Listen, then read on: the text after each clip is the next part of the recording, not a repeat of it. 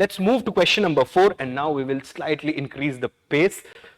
Question number 4 says, attitude is an important component. Attitude is an important component that goes as input in the development of the human being. How to build a suitable attitude needed for a public servant. Now, it's a straightforward question, and this question emanates from unit number 2, attitude, right? So, attitude से हर बार एक ना दो question तो आ ही जाते हैं, तो आप attitude को हमेशा अच्छे से तैयार रखिएगा. डायरेक्ट क्वेश्चन आते हैं और सिंपल क्वेश्चन आते हैं. इसमें सिंपली पूछा जा रहा है, attitude is an important component that goes as an input in the development of a human being. It means attitude helps in the development of a human being. What are the techniques that could be adopted for developing a suitable attitude for a public servant? So let's see this very quickly. It would not take much of our time. Well, question number 4A is all about attitude and its contribution in development of a human being. Attitude is nothing but it's a psychological tendency, or it is an inclination of mind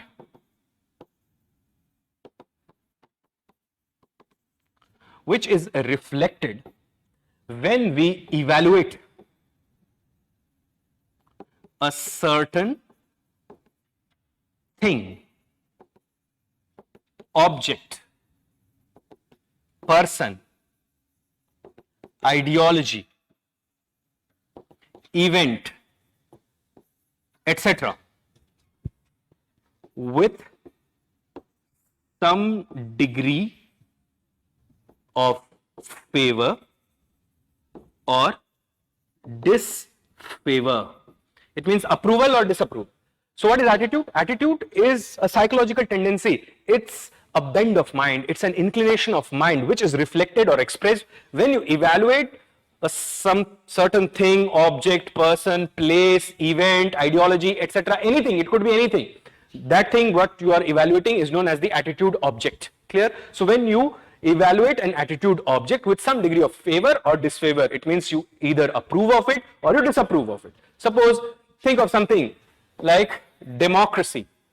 Person can have a positive attitude around democracy or negative attitude around democracy, depending upon what is his value set. Because attitudes are always built in the light of the value set. Suppose someone who believes in the rights of the people will have a positive attitude towards democracy. One who does not believe in that way will have a negative attitude towards democracy. So attitude is nothing but a psychological tendency or an inclination of mind which is exhibited when something is evaluated with some degree of favor or disfavor. This something is known as the attitude object. It could be anything. It could be a person, it could be a place, it could be an event, it could be an ideology, it could be a political party, it could be a movie, it could be a game, it could be anything. Do you understand that? So attitudes are therefore very important. Attitudes are positive, negative, or at times mixed, or you can call it positive and negative at the same time. Positive attitudes when there is more degree of favor towards the object. Negative when there is more degree of disfavor or disapproval towards the attitude object. When you have mixed attitude, both positive and negative, this is known as attitude ambivalence. Do you understand that? Now, if we look at the question, it says that attitude is an important component that goes into the development of the self. So do not go into more details about attitude, that ABC model of attitude, कई लोग वो भी करके आए इस बार, जरूरत नहीं थी यहाँ पर. Do you understand that? Then what you have to write is how attitude helps in the development of the self. First, attitude helps in self-examination or self-scrutiny. Only when you have the right attitude, you would be willing to subject yourself to scrutiny or examination. Even you will examine yourself time and again to find out that whether you are moving away from the path of morality or not. It also helps in sticking to the set of values. Like say for example, whether you are going to give up on integrity or compassion or objectivity or empathy depends that what kind of attitude you have towards these values. If you have a strong positive attitude, you are not going to give up on them. Attitude also determines that whether you would be open to new ideas and whether you would be tolerant to new approaches. This is also what your attitude decides.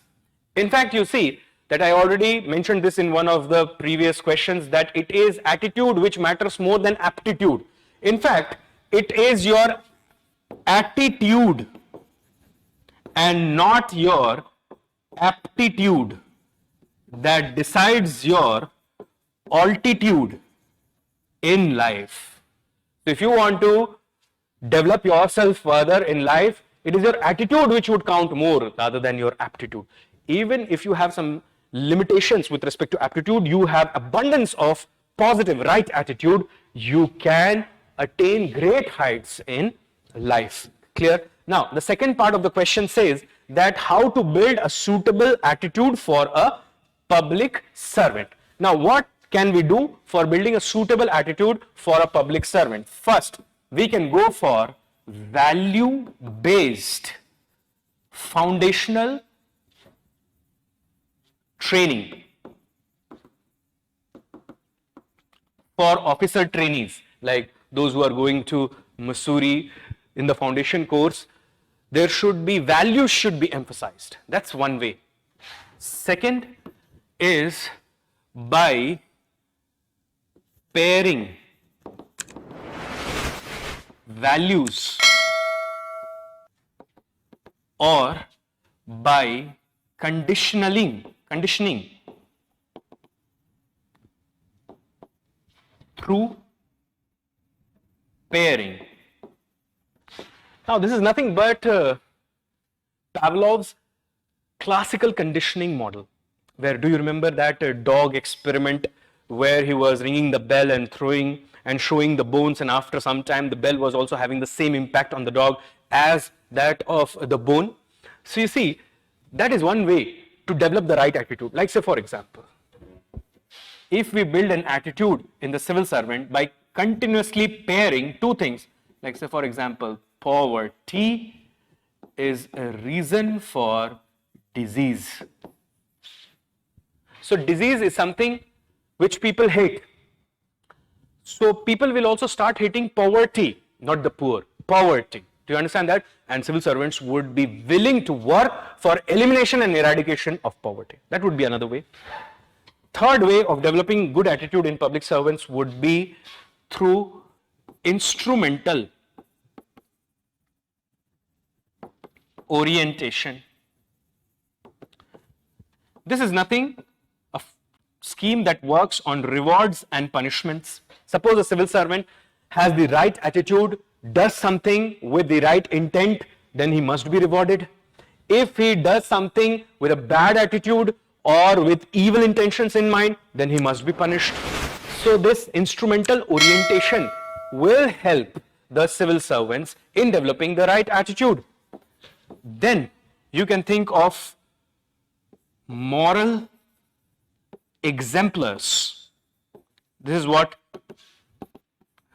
Aristotle talks about. Moral exemplars are those people who would have a demonstration effect on us and their character is worth emulating. Like say for example, Swami Vivekananda is a moral exemplar for all the Indians, or APJ Abdul Kalam is a moral exemplar for all the Indians. Moral exemplar always have a demonstration effect.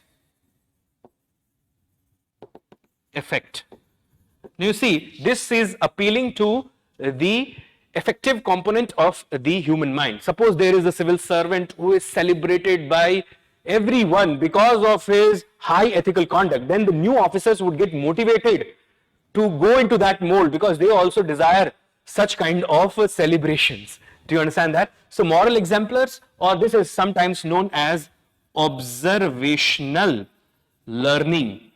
These techniques could be encouraged, which help the civil servants in further attaining the right attitude. Then you can think of techniques like persuasion. Persuasion techniques also help the civil servants in attaining the right attitude. Persuasion is nothing but when through your information or the message you try to change the attitude of a particular person or build the attitude of a particular person. And finally, you may have some institutional mechanisms like code of ethics, which highlights what is right and what is wrong, and code of conduct, which highlights what are the do's and what are the don'ts. In that way also, you see that this could be also linked to rewards and punishment, that if you do the do's regularly, you will get rewarded. If you do the don'ts, you would be punished. Do you understand that? So these are some of the steps that could be adopted for building the right attitude in the civil servants.